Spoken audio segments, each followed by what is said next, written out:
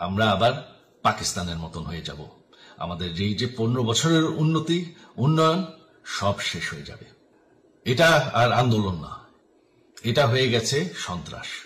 আজকে শেখ হাসিনা না থাকলে বাংলাদেশ এতদূর আসতে পারত? অসম্ভব। শেখ হাসিনার পর আপনাদের কি হবে সেটা আমারও চিন্তার বিষয় না। আমার পরিবার জানেন, এই গত কয়েক সপ্তাহ ধরে আমাদের বাংলাদেশের যে গন্ডগোল সংকট চলছে, এই যে ছাত্রদের কোটা বিরোধী আন্দোলন, কোটার বিরুদ্ধে আমরাও ছিলাম। শুরুর থেকেই আমাদের সরকার কোটা সরিয়ে দিয়েছে, আমাদের সরকার তাদের সম্পূর্ণ দাবি মেনে নিয়েছে। এটা আদালতের একটা রায় ছিল, এটা আমাদের সরকারের করা ছিল না। তাও আমরা অ্যাপিল করে দ্রুত এই কোটা তুলে দেই। তাতেও আন্দোলনকারীরা সন্তুষ্ট না। আমরা তাদেরকে আলোচনায় ডেকেছি, আমরা একটা জুডিশিয়াল কমিশন করেছি, যে সংঘর্ষে যে হত্যাকাণ্ড হয়েছে সেটার বিচারের জন্য। অনেক পুলিশ অফিসার যারা অতিরিক্ত ফোর্স ইউজ করেছে তাদেরকে আমরা সাসপেন্ড করেছি। তাতেও এই আন্দোলনকারীরা সন্তুষ্ট নয়। আমরা যতই ছাড় দেন, প্রধানমন্ত্রী নিজেই তাদেরকে ডেকেছেন যে আসেন আমরা আলোচনায় বসি, তাতেও তারা সন্তুষ্ট না। আমরা যতই ছাড় দিতে থাকি, যতই তাদের দাবি মেনে নিতে থাকি, তারা কিছুতেই সন্তুষ্ট না, তারা খালি দাবি বাড়িয়ে যাচ্ছে। এখন দাবি হচ্ছে যে সরকারের পতন। তবে সরকারের পতন হওয়ার পর কি হবে? কি হবে এটা কেউ ভেবেছে? আমরা বাংলাদেশে গণতন্ত্র রক্ষা করে রাখতে চাই। সরকার পতন করে নতুন সরকার আসার সাংবিধানিক অনুযায়ী শুধুমাত্র একটি উপায় আছে, সেটা হচ্ছে নির্বাচন। আমাদের সুপ্রিম কোর্ট রায় দিয়েছে যে কোনো অনির্বাচিত সরকার 1 মিনিটের জন্য ক্ষমতা নিতে পারবে না। তো তাদের এই নির্বাচনের দাবিও যদি আমরা মেনে নেই, তো তারা তো এই পর্যন্ত কোনো দাবি, আমরা যত দাবিতেই রাজি হয়েছি তারা তাদের দাবি বেরিয়ে যাচ্ছে। তার মানে কি, আমরা যদি এখন এই নির্বাচন সরকার পতনের দাবিও মেনে নেই, তারা তখন দাবি করবে যে না, এই সরকারের আন্ডারে এই নির্বাচন আমরা মানব না। তখন কি হবে? এটা কেউ ভেবেছে? জানি আমাদের সেই সুশীল সমাজ আবার আলোচনা করছে সেই তত্ত্বাবধায়ক সরকারের অভিজ্ঞতা তো আমাদের আছে, আপনারা ভুলে গেছেন? সেই তত্ত্বাবধায়ক সরকারকে নষ্ট করে দেওয়া হয়েছিল বিএনপির আমলে ইলেকশন রিগ করার জন্য। তারপর যখন আরেক তত্ত্বাবধায়ক সরকার আসলো, দেশের কি অবস্থা হয়েছিল? শেষমেশ সবথেকে বড় কথা যে আমাদের সংবিধানে স্পষ্ট বলা আছে এবং আমাদের সুপ্রিম কোর্ট রায় দিয়েছে যে অনির্বাচিত সরকার 1 মিনিটের জন্য দেশের ক্ষমতায় থাকতে পারবে না। আমরা আওয়ামী লীগ, আমরা আন্দোলন করেছি, আন্দোলন করে এই দেশকে স্বাধীন করেছি, আন্দোলন করে গণতন্ত্র ফিরে এনেছি, আন্দোলন করে আমরা দেশের উন্নয়ন করেছি।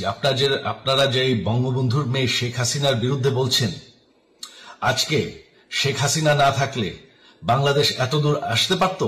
অসম্ভব। কেউ কল্পনা করতে পারে নাই যে বাংলাদেশ এরকম উন্নতি করবে, এরকম উন্নয়ন হবে। ঠিক আছে, শেখ হাসিনার পর আপনাদের কি হবে সেটা আমারও চিন্তার বিষয় না, আমার পরিবারের আর চিন্তার বিষয় না, আপনারা বুঝবেন। তবে এইভাবে সংঘর্ষ করে, হত্যাকাণ্ড করে ক্ষমতা দখল করা যাবে না। এটা আর আন্দোলন না। যখন পুলিশ হত্যা করা হচ্ছে, নিরীহ মানুষের উপর হত্যাকাণ্ড চলছে, মানুষের বাসায় আগুন দেওয়া হচ্ছে, জার্নালিস্টদেরকে হত্যা করা হচ্ছে, এটা হয়ে গেছে সন্ত্রাস। আর সন্ত্রাস মোকাবেলা শুধুমাত্র একটি ভাবে করা যায়। আমার অনুরোধ, আমাদের ল এনফোর্সমেন্ট, আমরা অনেক ধৈর্য ধরেছি, তবে এখন আর এটা সহ্য করা যাবে না। ল এনফোর্সমেন্ট এজেন্সি, বিজিবি এবং কি আমাদের মিলিটারির প্রতি আমার আহ্বান যে আপনাদের দায়িত্ব হচ্ছে আমাদের দেশের মানুষকে নিরাপদ রাখা এবং আমাদের দেশকে নিরাপদ রাখা, আমাদের দেশের সংবিধানকে নিরাপদ রাখা, সংবিধানকে রক্ষা করা। তার মানে এক মিনিটের জন্য কোনো অনির্বাচিত সরকার আমাদের ক্ষমতায় আসতে দিবেন না। এটা হচ্ছে আপনাদের দায়িত্ব, কারণ সেইটা হলে আমরা আবার পাকিস্তানের মতন হয়ে যাব। আমাদের এই যে 15 বছরের উন্নয়ন সব শেষ হয়ে যাবে। বাংলাদেশ এর থেকে আর কোনোদিন ফিরে আসবে না। আমিও সেটা চাই না, আপনারাও সেটা চান না। আমি সজীব ওয়াজের জয় যতদিন আমার পক্ষে সম্ভব আমি সেটা হতে দেব না। জয় বাংলা, জয় বঙ্গবন্ধু। বাংলাদেশ কি তবে এবার পাকিস্তান হবার পথে? সেনা নিয়ন্ত্রিত দেশ হলে বাংলাদেশের আর্থিক উন্নতি কি আর এগোবে? এটা ঠিক, হাসিনা না থাকলে বাংলাদেশের উন্নতি হওয়া কঠিন ছিল। তাহলে প্রশ্ন উঠছে, কেন বাংলাদেশের মানুষ হাসিনার প্রতি তীব্র বিরোধিতা করলেন? সেখানে কি হাসিনা সরকারের কোনো রকম ভুল ছিল না? তবে সবার প্রথমে প্রশ্ন, হাসিনা সত্যি কি স্বৈরাচারী ছিলেন? যদি স্বৈরাচারী না হন তাহলে কেন সেটা বাংলাদেশের মানুষকে তিনি বোঝাতে পারলেন না? তাহলে কি পাকিস্তানের মতনই দশা হতে চলেছে বাংলাদেশের? সব গতি থেমে যাবে, আশঙ্কা প্রকাশ করলেন হাসিনা পুত্র সজীব ওয়াজেদ জয়। ঠিক আছে, শেখ হাসিনার পর আপনাদের কি হবে সেটা আমারও চিন্তার বিষয় না, আমার পরিবারের আর চিন্তার বিষয় না, আপনারা বুঝবেন। তবে এইভাবে সংঘর্ষ করে হত্যাকাণ্ড করে ক্ষমতা দখল করা যাবে না। এটা আর আন্দোলন না। যখন পুলিশ হত্যা করা হচ্ছে, নিরীহ মানুষের উপর হত্যাকাণ্ড চলছে, মানুষের বাসায় আগুন দেওয়া হচ্ছে, জার্নালিস্টদেরকে হত্যা করা হচ্ছে, এটা হয়ে গেছে সন্ত্রাস। আর সন্ত্রাস মোকাবেলা শুধুমাত্র একটি ভাবে করা যায়। আমার অনুরোধ, আমাদের ল এনফোর্সমেন্ট, আমরা অনেক ধৈর্য ধরেছি, তবে এখন আর এটা সহ্য করা যাবে না। ল এনফোর্সমেন্ট এজেন্সি, বিজিবি এবং কি আমাদের মিলিটারির প্রতি আমার আহ্বান যে আপনাদের দায়িত্ব হচ্ছে আমাদের দেশের মানুষকে নিরাপদ রাখা এবং আমাদের দেশকে নিরাপদ রাখা, আমাদের দেশের সংবিধানকে নিরাপদ রাখা, সংবিধানকে রক্ষা করা। তার মানে এক মিনিটের জন্য কোনো অনির্বাচিত সরকার আমাদের ক্ষমতায় আসতে দিবেন না। এটা হচ্ছে আপনাদের দায়িত্ব, কারণ সেইটা হলে আমরা আবার পাকিস্তানের মতন হয়ে যাব। আমাদের এই যে 15 বছরের উন্নয়ন সব শেষ হয়ে যাবে। বাংলাদেশ এর থেকে আর কোনোদিন ফিরে আসবে না। আমিও সেটা চাই না, আপনারাও সেটা চান না। আমি সজীব ওয়াজের জয়। যেখানে ছাত্ররা, যুবকরা কিছু করা মানে জানবেন সেই দেশের পরিবর্তন আসন্ন। সেখানকার ছাত্ররা যখন রাস্তায় এভাবে নেমে গেছে এবং তারা যখন বুকে গুলি খাচ্ছে এবং তারপরে তারা পরোয়া করছে না, তখনই আমার আরও দৃঢ় বিশ্বাস দানা বাঁধতে আরম্ভ করে যে বাংলাদেশে কিন্তু ধীরে ধীরে পরিস্থিতি খারাপ হচ্ছে। এর আগে পশ্চিমের দেশ আমেরিকা তারাও বাংলাদেশের গণতন্ত্র নিয়ে অনেক প্রশ্ন তুলেছে। বাংলাদেশে কোনো ভোট হয় না, একটা পার্টি ভোট করে, ফলে সেখানকার অন্তর্বিরোধটা খুব স্পষ্ট। পশ্চিমবঙ্গে আমরা যাই হোক পঞ্চায়েত ভোট করতে পারি না, পৌরসভার ভোট করতে পারি না, ঠিকই আছে, এক পক্ষ জিতবে, কিন্তু এখনও বিধানসভার লোকসভার ভোট হয়, ফলে এখনও গণতন্ত্রের অল্প স্বল্প চিহ্ন আছে বাংলায়। ওপার বাংলায় একতরফা ভোট, শুধুমাত্র শেখ হাসিনার আওয়ামী পার্টি, বাকি বিএনপি তারা ভোট বয়কট, ফলে অস্থিরতা বাংলাদেশে ছিলই। সেই অস্থিরতার জন্য আজকে যে বিস্ফোরণটা হলো, এটা কিন্তু আমাদের সকলের জন্য চিন্তার কারণ তো বটেই। কারণ পাকিস্তান সে আমাদের ক্ষতি চাইবে, পাকিস্তানের পিছনে চীন সে আমাদের ক্ষতি চাইবে। আজকে ভারতবর্ষের এক প্রান্ত লাদাখ, কাশ্মীর, পশ্চিম প্রান্ত, সেখানটায় সমস্যা, তার পাশাপাশি যদি পূর্ব প্রান্তের সমস্যা বাড়ে, তাহলে আমাদের পরিস্থিতি, ভারতবর্ষের আন্তরিক সুরক্ষার পরিস্থিতি জটিল হবে।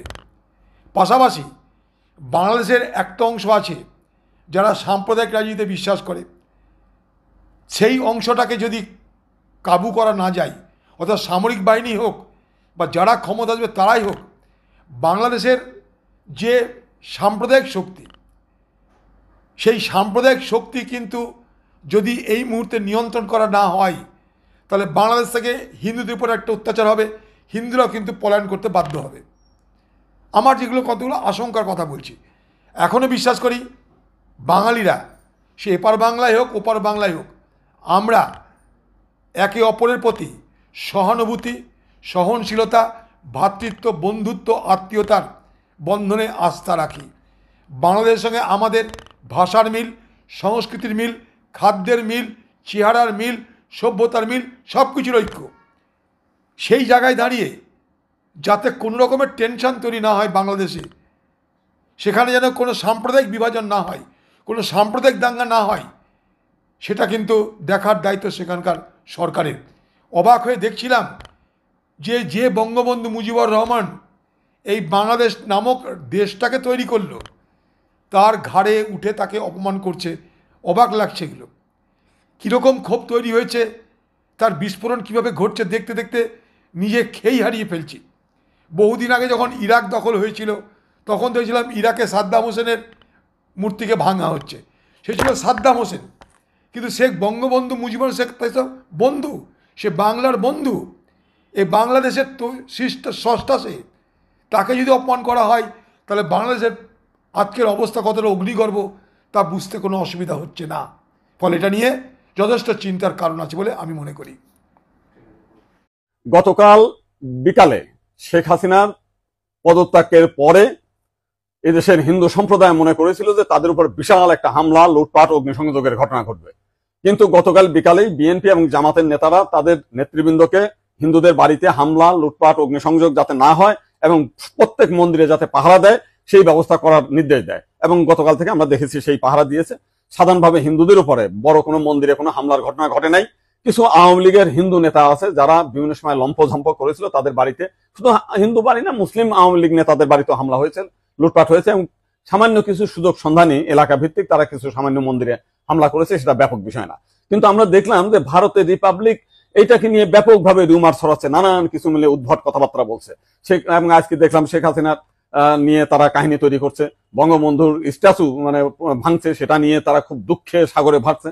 আমার এক সাংবাদিক ফোন দিয়েছিলাম, তাদের বলেছি যে আপনারা যদি শেখ হাসিনার জন্য যদি এত কান্না আপনাদের মধ্যে আসে, তো শেখ হাসিনা ভারতে গিয়েছে, আপনারা ভারতের প্রধানমন্ত্রী নরেন্দ্র মোদীকে সরিয়ে শেখ হাসিনাকে আপনারা প্রধানমন্ত্রী হিসেবে ঘোষণা করেন, সে ভারতও রক্ষা করতে পারবে, তা আপনার 7 সিস্টারও রক্ষা করতে পারবে। আপনারা তো প্রতিদিন বলতেছেন যে শেখ হাসিনা না থাকলে ভারতে 7 সিস্টার থাকবে না। তো এইবার আপনাদের একটা বিশাল সুযোগ আছে, আপনারা শেখ হাসিনাকে ভারতের প্রধানমন্ত্রী করেন।